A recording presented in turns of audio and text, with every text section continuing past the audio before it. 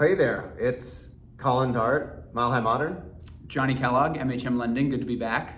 and we wanted to check in as we tend to do, maybe monthly or so, with some lending updates, some market trends, and then really talking about how we are leveraging some of the things that Johnny does to get buyers under contract, capitalize on this buyer's market, and make their approach a little bit more palatable and present some opportunities and options. Yep. So Johnny's here to chat a little bit about the 2-in-1 buy down, which by this time, if you're in the market as a seller or a buyer, you've probably heard this terminology. He's the specialist, so I wanted him to introduce how he's using it and kind of contextualize some of the things that you should probably know.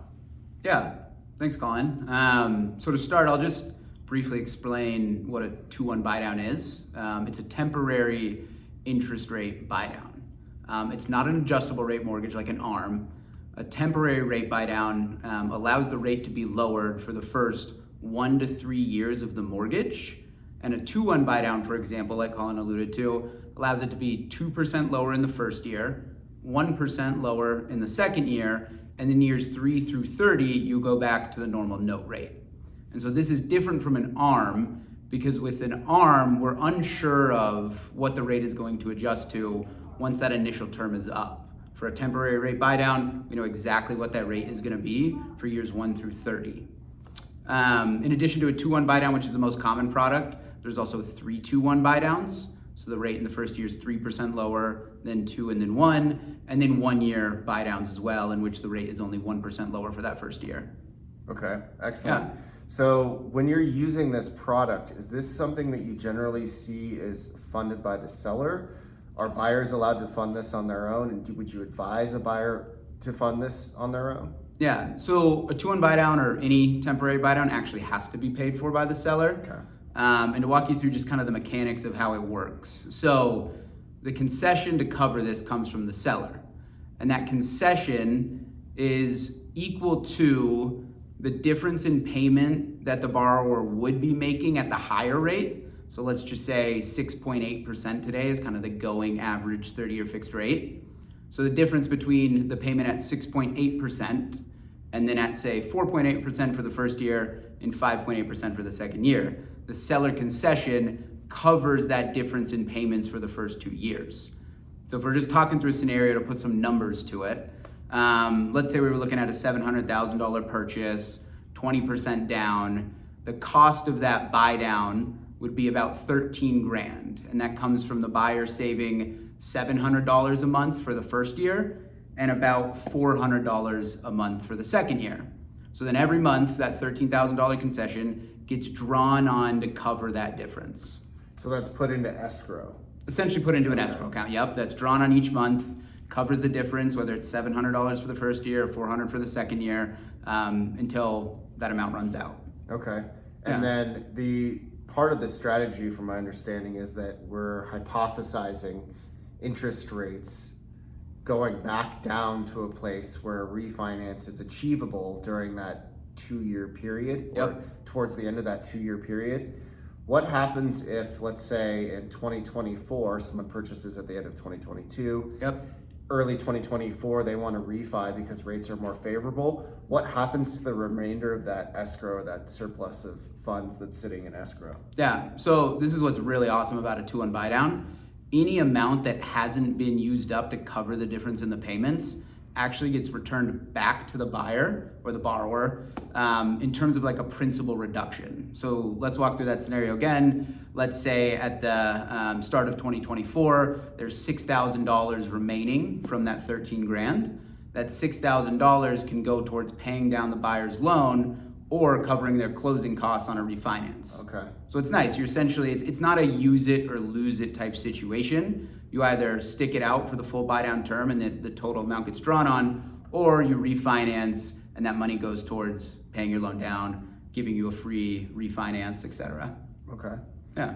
Are there any, this has been something I closed a loan 3 days ago with a 2-in-1. It was my first 2-in-1 representing a buyer, and a fairly new product, at least for the market now. We're kind of trying to make some adjustments and helping buyers still remain competitive and able to get in. Mm-hmm. Are there any pitfalls that you see to this strategy as far as like just poking holes or anticipating any sort of volatility, uncertainty down the road that we should be aware of in advising our clients?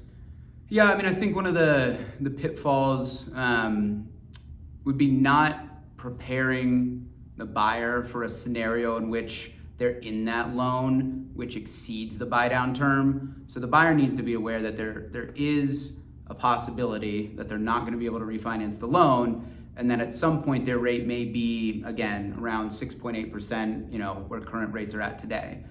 So just making sure that they're prepared, they understand the risks of the product while also seeing the benefits is really key there. And then when it comes to just the contract negotiation piece of things, working this into the contract, asking the seller for it, there are some nuances with it. So just making sure that your lender's educated on the program, you understand the program, so when the time comes to actually submit an offer with it, it's clean, it's smooth, there's no confusion around it.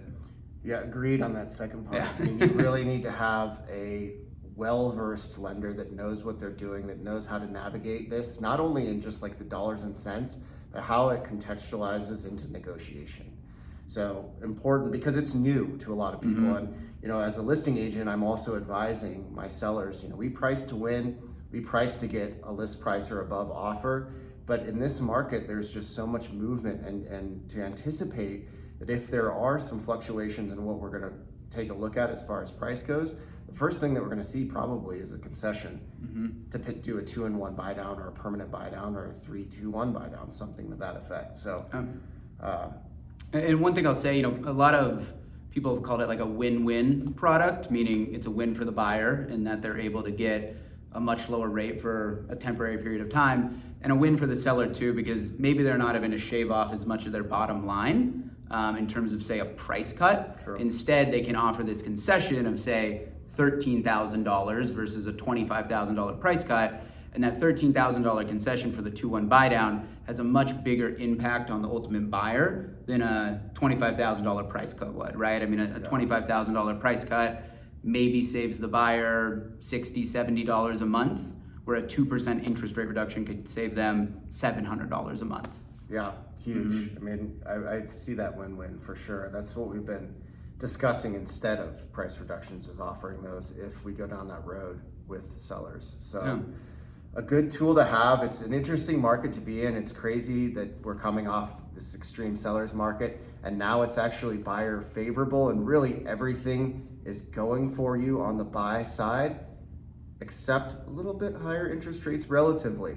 So a good tool to use to help combat that, help navigate that, and certainly somewhere where you're still capitalizing on wonderful interest rates in year one and even pretty palatable ones in year two. Yeah, it's a great product.